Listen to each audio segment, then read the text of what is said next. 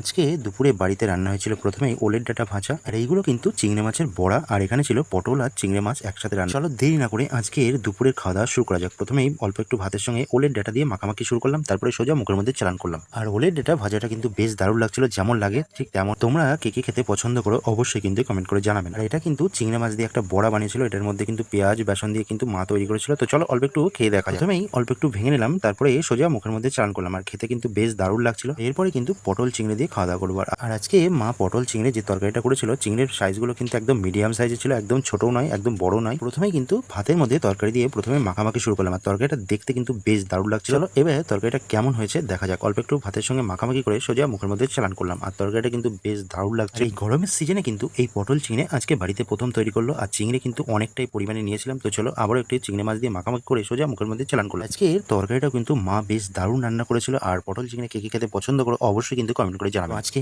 দুপুরে কিন্তু জমিয়ে খাওয়া দাওয়া করলাম, আর সেটাই কিন্তু সমস্তটাই তোমাদের সামনে তুলে ধরার চেষ্টা করলাম। সবাই ভালো থাকবেন, সুস্থ থাকবেন, দেখা হচ্ছে নেক্সট ব্লগে। Thank you.